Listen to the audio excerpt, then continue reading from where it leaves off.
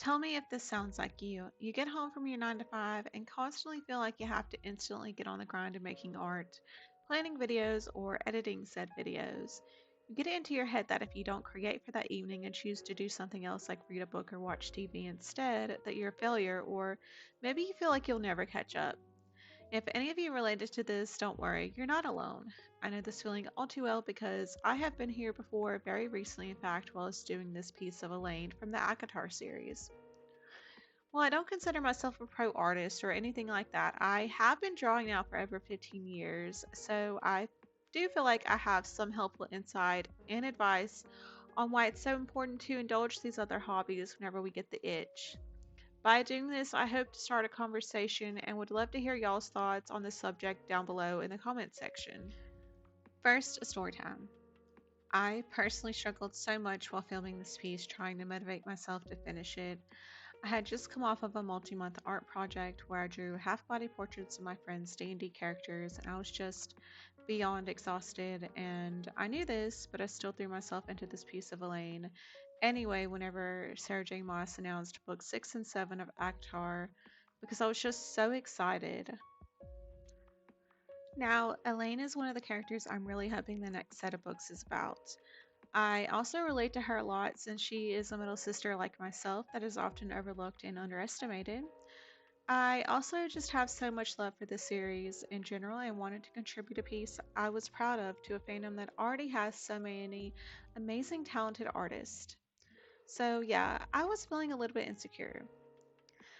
I had also decided on a whim that this was going to be a YouTube video, and your girl was stressing to say the least.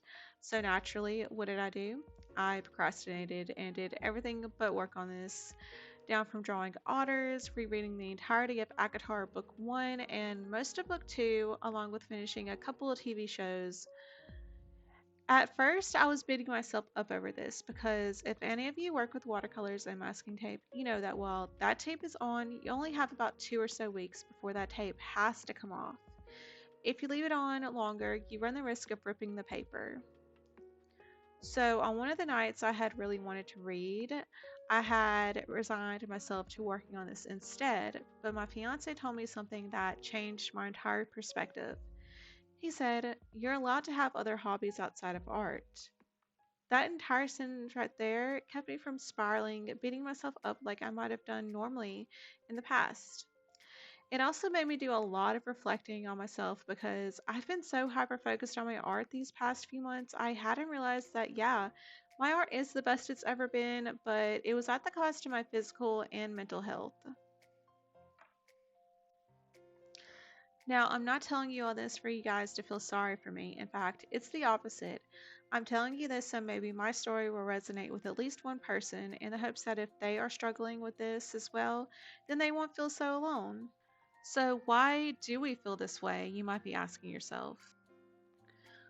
Well, I think maybe we get into this work, work, work mindset from being constantly told we should be drawing or creating every single day if we want to advance our art or our art careers. Well, that might work for some people, but for those like me that just do their art as a hobby after work, I personally think that's a tad unrealistic. Combine that with making videos for TikTok and YouTube, and you've got yourself a deadly mix that can eventually leave you burnt out and potentially lead you to develop art block, which I know that's something we all hate as an artist and want to avoid at all cost. Many of you are probably like me, and art is not your full-time job. I'm very lucky and do work at a pretty chill place that allows me to work on my art after work. But some days I'm just exhausted at the end of the day, and the last thing I want to do is come home and work on my 5 to 9, so to speak. Now, I'm not saying never push yourself to create art whenever you don't feel like it. The Lord knows if I personally did this, nothing would ever get done. What I am saying is there are some days our creative battery is drained, and as creatives, we need to recharge it. How to recharge your creative battery. Now, the best way I found to do this personally is to engage in other hobbies outside of art. As to what those other hobbies are to you, well, that is deeply personal, of course. For example, I love to read. I always have since I was a young girl. Without books, I wouldn't be an artist if I'm being honest, because that's what gave me that initial creative spark. That spark is what we are looking for when I say we need to recharge our creative battery. Now, how you get that spark back will most certainly look different to you than it does to me. You can get it from anything you really love. Some ways that have always helped me would definitely include watching that one Studio Ghibli movie that you find yourself coming back to over and over again, cooking a wonderful meal with your family or your significant other, or even going on a walk and just getting to be in nature for a bit. I promise you that by indulging in these other hobbies, you are gathering inspiration. Inspiration that can then be taken and put back into creative hobbies. For example, maybe while you were watching your favorite Studio Ghibli movie, you might have really noticed the wonderful hand painted backgrounds or hand drawn animation. You see these backgrounds and you think to yourself, wow, I want to make something like that. And just like that, boom, you're on the road to recharging your creative battery. Without those things that give you a sort of zap to your battery, there are also some things that will really drain it. There was a time in my old job when my spark almost went out because of the stress that I was under. It was honestly a really depressing time in my life with having no time for myself and all that stress. But once I got my current job, I had the space to rediscover my love for books and reading. In fact, this was one of the book series that helped inspire me to start taking my art seriously again. Like I said when I started this, I had a lot of problems with motivating myself to finish it.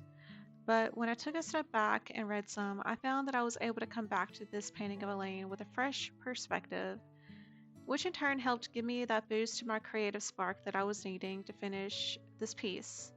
In the end, I can honestly say I love the results and feel proud to share it with the rest of the ACOTAR fandom. If you can take only one thing away from this video, I hope it's that you remember to treat yourself with a little bit of grace and kindness if you're starting to feel burnt out. Indulging other hobbies doesn't make you any less of an artist. It just means you're human.